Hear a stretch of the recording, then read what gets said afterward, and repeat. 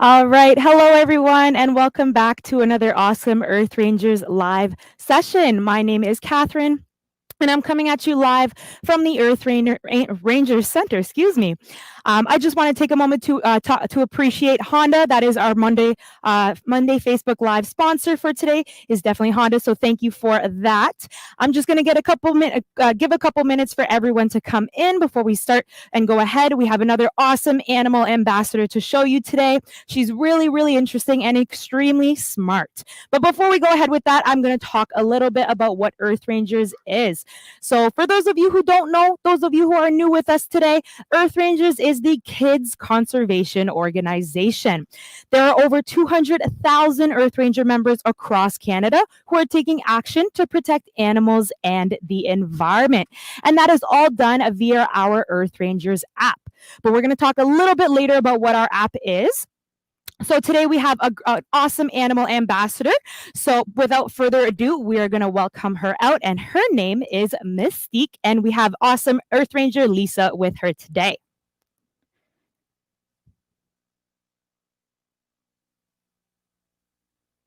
Thanks, Catherine. So this is Mystique, and Mystique is a raven. Now, ravens can be found pretty much all over the world. There's different types of raven. Here in Canada and North America, you'll find the common raven. Now, ravens are part of the corvid family, not COVID, but corvid. And also in that family are what you would find ravens, you would find crows, and jays. Now, ravens are they're very smart, and actually, before I get into that, some of you might think that ravens and crows might have been the same thing because they actually look quite similar. But there are some differences. If they're up flying in the sky, one thing you can look at is ravens are larger, which might be hard to tell if you can't compare it, the two of them. And they have longer wing feathers. But another thing that you can tell if you don't have two to compare is if you look at their tail. Because ravens have the middle feathers of their tail are actually a little bit longer than the rest of them. So they're more of a triangular or wedge shaped. Whereas crows are all the same length and it's more like a fan. Another difference, if you can see them flying in the sky, is ravens are more soaring birds than crows. So they don't flap as much as crows would. And ravens, normally you'll find in pairs. So usually two, whereas crows they're more gregarious, or they like to be more in groups of individuals. So if you're up close, there are a few other differences. The ravens have a longer, more curved beak. The ravens also have they're black, but they have a bit of a purplish tint to them, whereas crows are sometimes a little bit more greenish, but they do look quite similar. Now, they're omnivores, so they will eat a variety of things. Depends on where they are and what season it is and what they can find, but they will eat a lot of meat. So they'll eat some small mammals like rats and mice, but they also like insects, and they'll eat rodents and reptiles. They'll eat eggs and small birds. And in the summer, if there's a lot of fruit and vegetables, they'll eat that, and berries and all kinds of things. So they're actually called opportunistic omnivores, meaning they'll eat at any opportunity. Doesn't matter what it is, they'll eat it. And sometimes if they find some high value food, or if they know that food might get a bit scarce because of the weather, they're smart and they can actually hide their food. And so they'll just use their beak, they'll dig up a little hole and they'll hide their food in there, and they'll just save it for another day. But ravens are smart. So one raven might actually watch other ravens do this. And when that raven is done hiding a food and then flies away, they'll go over and steal it. But as I said, they're smart. So they also try and outsmart each other. So what a raven can do is they can go over, dig a hole, pretend to hide food in there, and then fly away. So when those other ravens that were watching, they think that they're going to score an easy meal, they come and they look at it, and turns out there was actually nothing in there. So I'm going to actually get Mystique to demonstrate a little bit of that. We've modified it a little bit just so that people can kind of understand it, or not understand it, but kind of relate to it. So what we've taught her is, I'm going to just move over here, and Catherine is going to bring up a bin.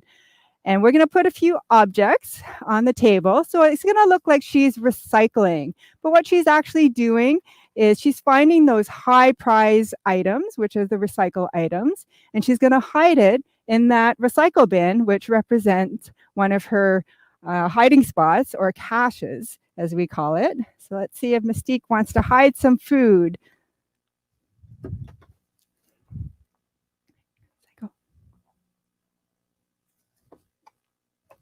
She's very smart.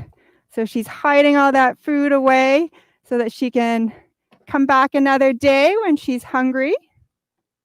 She's got a few more items there that she's going to recycle. Maybe. Oh, she found something else tasty on the ground, right? Oh, she found something else. All right. All right. So we'll just finish that up. All right, Mystique. Oh, now she's going to play. They're actually pretty playful animals. And young are actually quite playful. They'll play with each other. You'll see them sometimes going down, sliding down in snowbanks, or just flying around, chasing each other. They get very playful.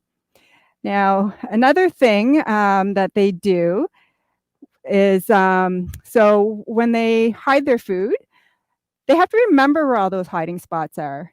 So what Mystique is going to demonstrate next is she has learned that she's hidden food under, whoops, we'll just, Mystique, come here. What she's learned is that she's hidden food under pink cups. So pinks are her caches, or her hides that contain food, and all the other ones are just empty, and there's no food in those. So she is going to find that pink cup, knock it over, and eat the food that's under there. And she knows not to bother with the other ones because she knows that there's never any food in those spots.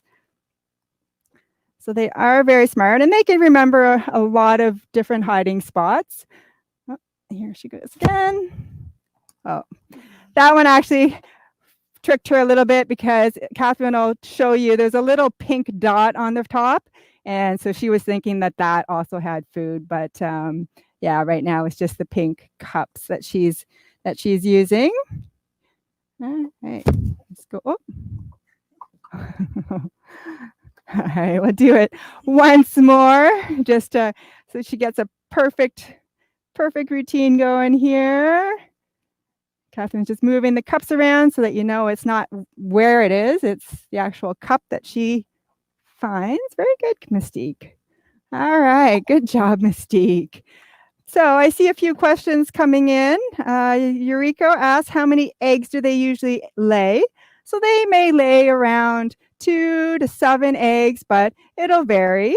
The eggs are small, and they're like a greenish color, and they sometimes blotched with some darker colors.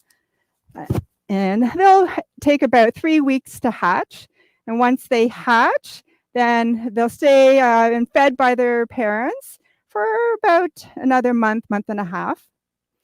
Now, Eureka's also asking if both parents look after the babies. Yeah, so usually the mother will generally sit on the eggs, and the father will bring food back for the mom. But they both take care of raising them, and they will defend their young quite well. So they're actually quite successful. And Kyla says, pink must be your favorite color. Yes, she is a pink type of girl. I see Kyla asks if they mate forever, for life, and they do. Like many birds of prey, they will find a mate. Usually around, they might start looking when they're a year or so, and it might take them a few years to find that great mate. And once they do, then they'll find a nest. And normally they'll nest in cliff sides, on the sides of ledges. And you'll also see them in trees and some man-made structures like bridges. and other structures like that. Bailey asked, what is their lifespan and how old is Mystique?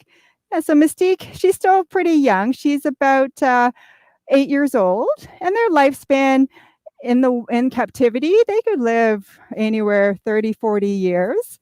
In the wild, of course, it's a little bit less. They don't have a lot of predators out there. Usually, most of the predators get them when they're young. So some predators, like some foxes and some birds, may go after the eggs, or they may get them when they're just hatchlings and they're still small. Now, as I was saying, ravens are really smart, and they've learned to develop relationships with other animals. So they've actually been known to have relationships with wolves. Now, you would think wolves are big predators that would predate on a little raven like this, but they actually have learned to live together and benefit each other. So because the ravens have good eyesight, they can help find food and even large prey. And once they do, they'll signal for the wolves to come, and then the wolves will come. And if it's large prey, especially if it's something that is too big for a raven to take down, then it's helpful if they have a friend like a wolf.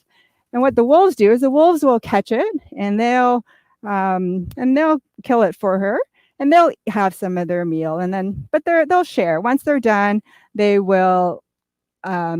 Once they're finished, then the ravens can get in there as well. And the wolves also benefit because, well, one, Mystique helped them find that prey, but also because they also, they look for predators too. So if they see predators around, they might signal to the wolves, and then the wolves will know that there might be a bigger predator around than themselves. And they've even been known to play together if they're not out hunting or trying to find food.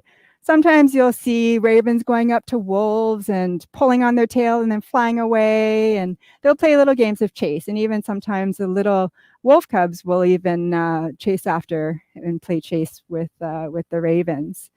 So Kyla asks if she makes any noise. Yeah, so they do have a lot of different vocalizations. They'll use that to communicate to each other. So they might be signaling of a predator, or they might be signaling for a mate, or they might just be communicating and saying hi. They've actually learned to mimic other noises that they hear in their environment, and they can even speak a little bit of words, which Mystique hasn't learned yet, but they are very smart. They can also use tools. They're known to use tools to troubleshoot and to problem solve. So if there's some food that is in a hole that they can't quite reach into with their beak, and if there's a wire or something nearby, then they've learned that they'll try different things. They might poke at the food in the hole with the wire. They'll pick the wire up with their beak and just kind of poke around in there. And if they can't get it out, then they might put a foot on there and use their beak and twist the wire a little bit and bend it. And then sometimes they pick it back up, and if they put it back in that hole, sometimes they're actually able to hook onto the food and pull it out. So they're actually quite smart, and they'll keep trying different things, different tools, until they get what they want. Now, Eureka is asking, what am I feeding her right now? So right now she's getting a combination of things. She has some egg and some fruit and vegetables and some other meat and some little insects in here as well. So she likes everything, except sometimes I find some of her vegetables she's not a big fan of sometimes. But yeah, she eats very well. So I think that's about all the questions that I have here. And I think Mystique did very well showing off her behaviors. So I'm going to pass it back to Catherine, and she's going to talk a little bit more about our app. All right, thanks. All right. Just going to make sure that's on. Perfect. Awesome job, Mystique and Lisa. That was amazing. You know, sometimes crows and ravens, they get a bad rap, but they are actually very intelligent and really, really cool animals. I hope that definitely changed your mind about them if you guys maybe didn't like them before this live.